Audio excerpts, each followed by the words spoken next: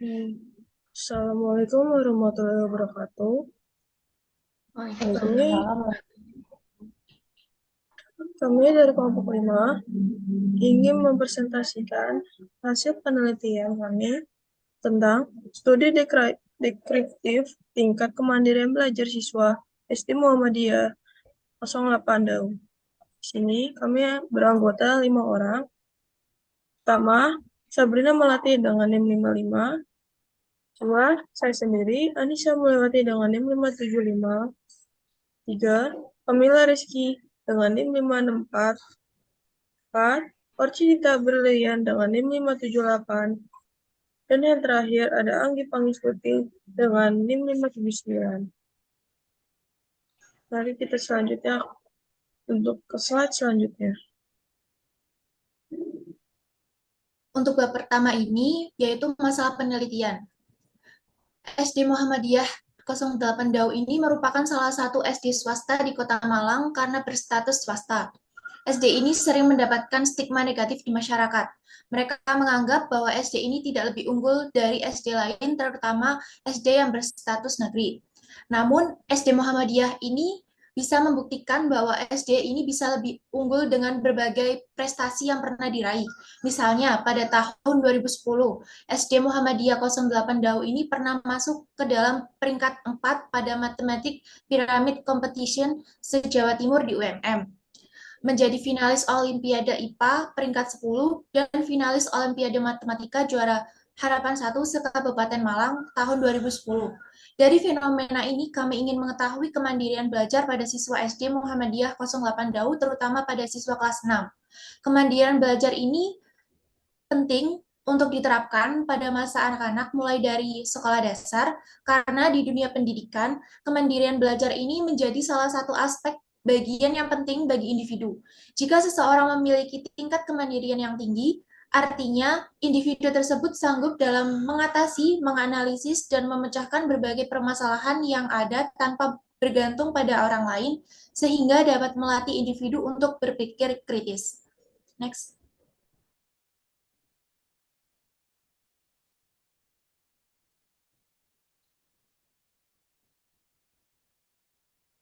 Selanjutnya yaitu metode penelitian.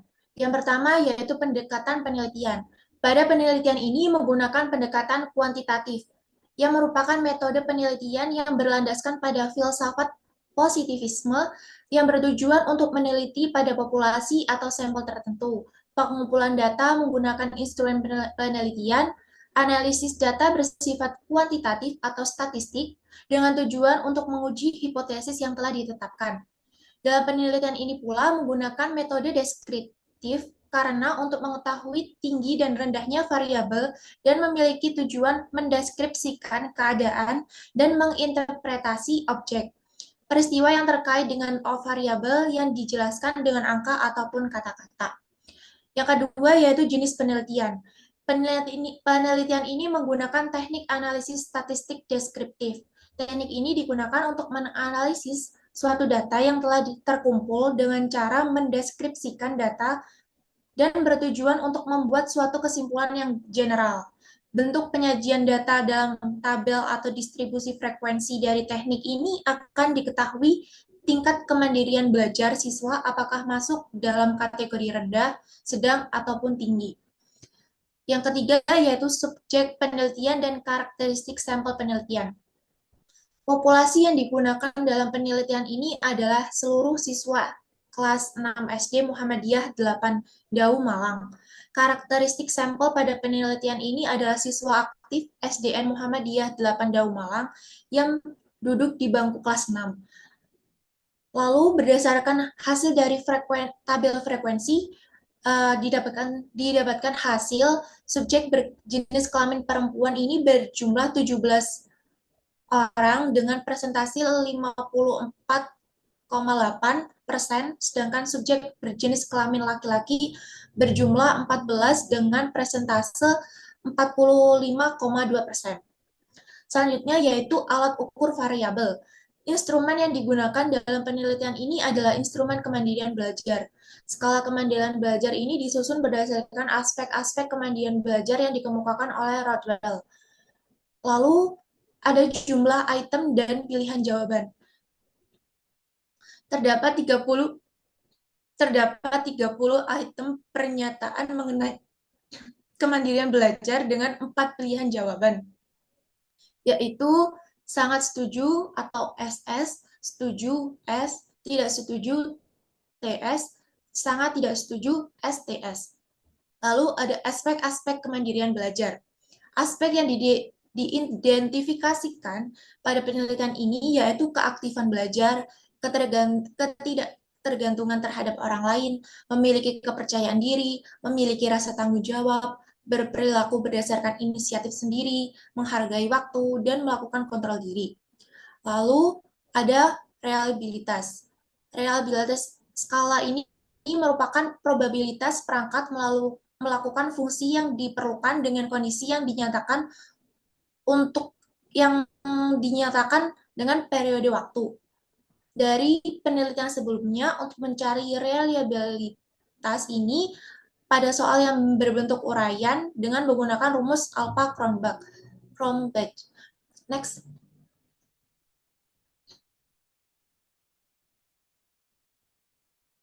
Berikut adalah rumus dari Alpha-Kronbach, yaitu ada R11 ini yaitu reliabilitas instrumen, K yaitu banyak butir pertanyaan atau soal, sigma sigma A2 per B ini adalah jumlah varians, O2 per T ini adalah varians total. Setelah ada hasilnya, maka harga kemudian bisa dikonsultasikan dengan tabel. Apabila harga tersebut sesuai, maka instrumen tersebut reliable. Next. Berikut adalah uji validitas dan reliabilitas. Ini pada tabel 2 ini nilai Cronbach alpha ini sebesar 0,878 dengan 30 item. Dan untuk tabel item total statistik ini, data dapat dikatakan valid apabila nilai korektor item total correlation ini lebih dari 0,3. Sesuai dengan tabel tersebut, pada item 1, 3, 4, 5, 6, 7, 8, 9, 10, 11, 14, 15, 16, 17, 19, 20, 21, 22, 24, 26, 27, 29, 30 merupakan data yang valid. Dan pada item 2, 12, 13, 18, 23, 25, dan 28 merupakan data yang tidak valid. Oleh karena itu, dengan membuang data yang tidak valid ini akan mendapatkan data reliabilitas yang valid semua. Next.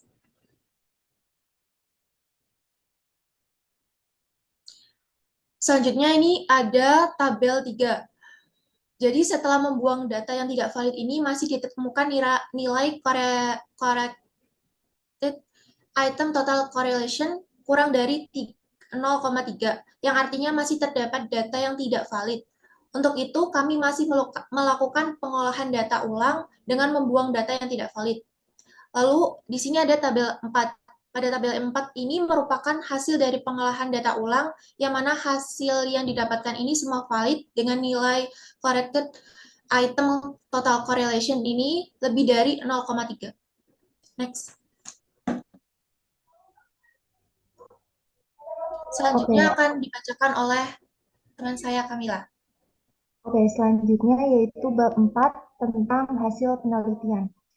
Berikut merupakan hasil penelitian mengenai kemandirian belajar pada siswa kelas 6 SD Muhammadiyah 8 Dawu yang telah dilakukan pengujian menggunakan uji deskriptif.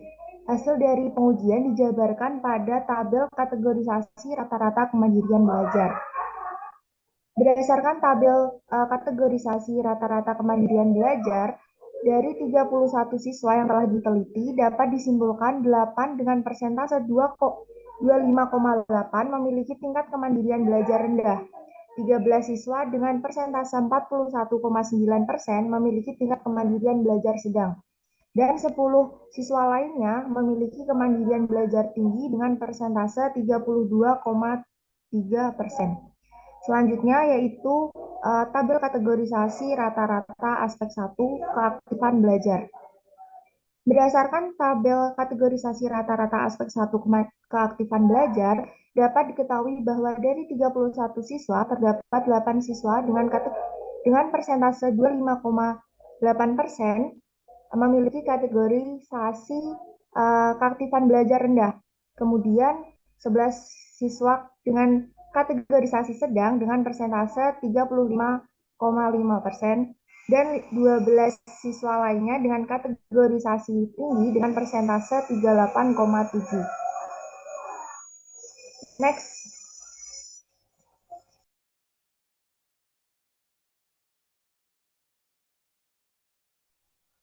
Selanjutnya yaitu tabel kategorisasi rata-rata aspek 2 ketidaktergantungan terhadap orang lain. Berdasarkan tabel kategorisasi rata-rata aspek ketidaktergantungan terhadap orang lain, dapat diketahui bahwa dari 31 siswa terdapat 5 kategorisasi rendah dengan persentase 16,1%. Kemudian 12 siswa kategorisasi sedang dengan persentase 38,7% dan 14 siswa kategorisasi tinggi dengan persentase 45,2%. Kemudian ada kategorisasi rata-rata aspek 3 yaitu memiliki kepercayaan diri. Berdasarkan tabel kategorisasi rata-rata aspek memiliki kepercayaan diri, dapat diketahui bahwa dari 31 siswa terdapat 7 siswa kategorisasi rendah dengan persentase 22,6%, 9 siswa dengan kategorisasi sedang dengan persentase 29,0%, dan 15 siswa kategorisasi tinggi dengan persentase 48%. Next.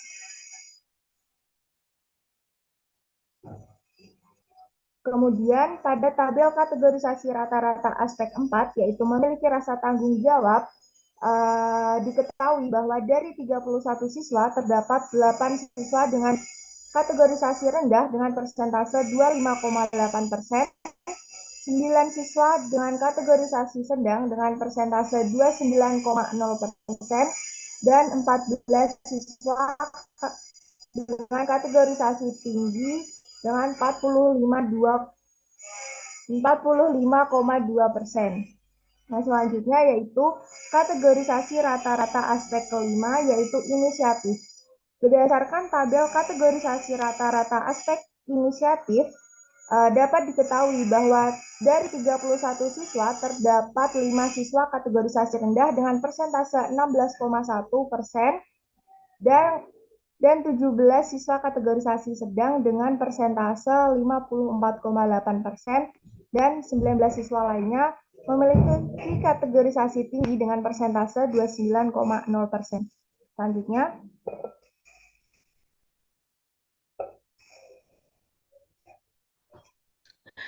selanjutnya, kategorisasi rata-rata aspek 6, yaitu menghargai waktu. Nah, berdasarkan tabel berikut, pada aspek menghargai waktu ini dapat diketahui bahwa dari 31 siswa, terdapat 7 siswa kategorisasi rendah dengan persentase 22,6%, 14 siswa kategorisasi sedang dengan persentase 45,2%, dan 10 siswa kategorisasi tinggi dengan persentase 32,3%. Selanjutnya, kategorisasi rata-rata aspek 7, yaitu melakukan kontrol diri. Nah, berdasarkan tabel ini, dapat diketahui dari 31 siswa, terdapat 6 siswa dengan kategorisasi rendah dengan persentase 19,4%, 16 siswa kategorisasi sedang dengan persentase 51,6%, dan 9 siswa kategorisasi tinggi dengan persentase 29,0%. Next.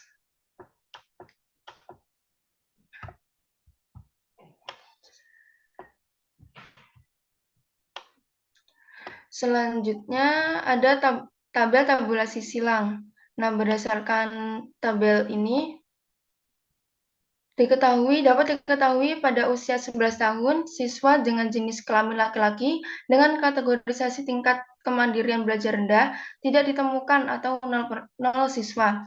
Nah, dalam kategorisasi tingkat kemandirian belajar sedang, terdapat 3 siswa, dan kategorisasi tingkat kemandirian belajar tinggi tidak ditemukan juga atau 0 siswa.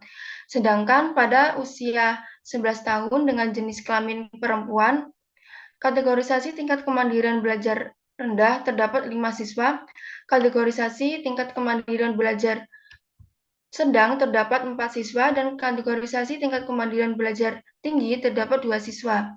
Pada umur 12 tahun, siswa berjenis kelamin laki-laki dengan kategorisasi tingkat kemandirian belajar rendah terdapat 2 siswa, kategorisasi tingkat kemandirian belajar sedang terdapat 4 siswa, dan kategorisasi tingkat kemandirian belajar tinggi terdapat 5 siswa. Sedangkan pada usia 12 tahun dengan berjenis kelamin perempuan, dengan kategorisasi tingkat kemandirian belajar rendah terdapat 1 siswa, kategorisasi tingkat kemandirian belajar sedang terdapat 2 siswa, dan kategorisasi tingkat kemandirian belajar tinggi terdapat 3 siswa. Selanjutnya, dengan uji normalitas, berdasarkan hasil uji normalitas ini mendapatkan nilai p-value dengan of Shapiro-Wilk sebesar 0,414, dengan artinya dengan data tersebut tidak berdistribusi normal. Selanjutnya, next.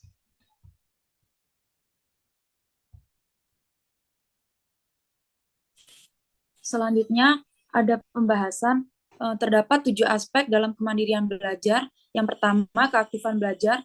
Menurut Rousial, keaktifan belajar adalah segala pengetahuan yang diperoleh dengan pengamatan sendiri, dengan bekerja sendiri, dengan fasilitas yang diciptakan sendiri, baik secara rohani maupun teknis. Dimaksudkan bahwa keaktifan belajar sangatlah diperlukan adanya aktivitas, karena tanpa adanya aktivitas belajar tidak akan berlangsung dengan baik. Jadi dalam belajar siswa harus aktif, karena tanpa adanya aktivitas yang terjadi dalam belajar, maka proses belajar tidak akan terjadi. Terlihat keaktifan belajar dari 31 siswa, terdapat 8 siswa kategorisasi rendah dengan persentase 25,8%, 11 siswa kategorisasi sedang dengan persentase 35,5%, dan 12 siswa kategorisasi tinggi dengan persentase 38,7%. Yang kedua, aspek ketidaktergantungan terhadap orang lain. Menurut Robbins dan Judge mengatakan bahwa ketergantungan dapat meningkat ketika sumber daya yang dikendalikan merupakan hal penting, langka, dan tidak dapat digantikan. Terlihat ketidaktergantungan terhadap orang lain dari 31 siswa, terdapat 5 siswa kategorisasi rendah dengan persentase 16,1%, 12 siswa kategorisasi sedang dengan persentase 38,7%, dan 14 siswa kategorisasi tinggi dengan persentase 45,2%, yang artinya siswa SD Muhammadiyah 8 Dau Malang memiliki tingkat ketidaktergantungan terhadap orang lain yang tinggi, terlihat dari persentase 45,2%. Yang ketiga, kepercayaan diri. Menurut Neil, kepercayaan diri merupakan keyakinan akan kemampuannya dan sejauh mana penilaian individu terhadap dirinya memiliki kepantasan untuk berhasil. Kepercayaan diri siswa mempunyai peran yang sangat signifikan dalam kegiatan belajar. Jika siswa dalam belajar memiliki kepercayaan diri yang tinggi, maka hasil yang diperoleh akan maksimal.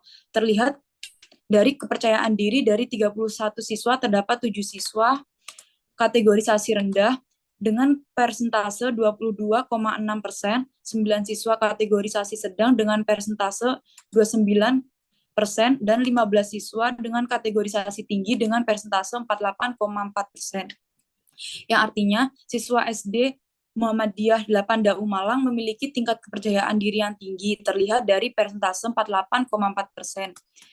Yang keempat, memiliki rasa tanggung jawab belajar, yaitu kesadaran seorang siswa dalam mengerjakan tugas, menyampaikan, dan mengemukakan pendapat mengenai pembelajaran. Aktivitas yang dilakukan dalam proses pembelajaran dilakukan dengan baik, melaksanakan ulangan dan ujian dengan baik, serta mampu dan dalam mengakui kesalahan dan berani bertanggung jawab terhadap perbuatan dalam kegiatan proses pembelajaran yang diberikan oleh guru. Terlihat dari tingkat tanggung jawab 31 siswa, terdapat 8 siswa kategorisasi rendah dengan persentase 25,8%, 9 siswa kategorisasi sedang dengan persentase 29%, dan 14 siswa kategorisasi tinggi dengan persentase 45,2%. Yang artinya, siswa SD Muhammadiyah 8 DAU Malang memiliki tingkat tanggung jawab yang tinggi terlihat dari persentase 45,2%. Selanjutnya, next. Selanjutnya, inisiatif diri. Menurut Gautir, Fresen, dan Van Len, inisiatif siswa dapat diartikan sebagai jawaban siswa yang bukan jawaban dari pertanyaan yang diajukan oleh guru. Dapat disimpulkan bahwa siswa memiliki inisiatif belajar cenderung aktif dalam proses pembelajaran dan menyelesaikan soal yang diberikan oleh guru.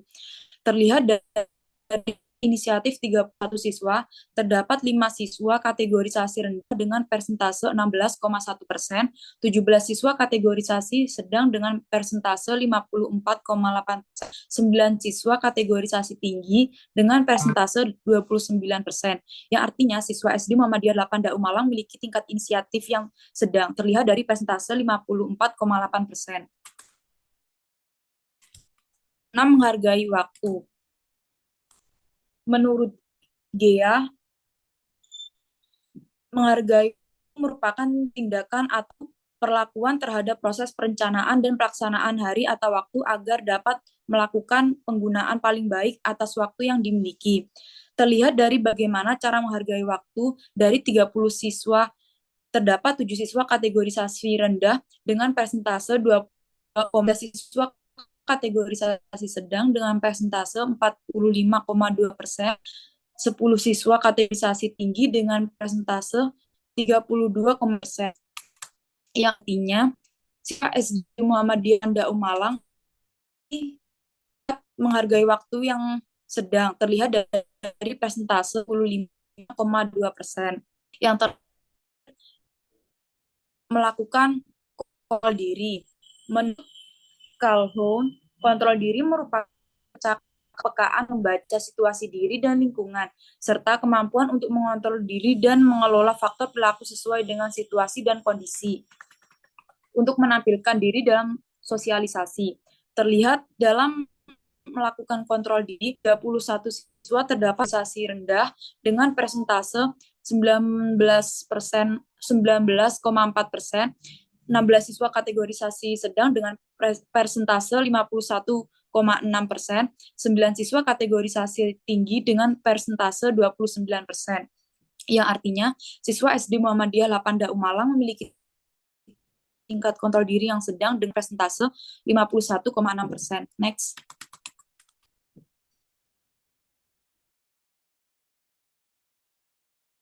Oke, untuk kesimpulannya, kemandirian belajar sangat penting untuk diterapkan kepada para siswa dikarenakan dunia pendidikan kemandirian belajar menjadi salah satu aspek bagian yang penting bagi individu.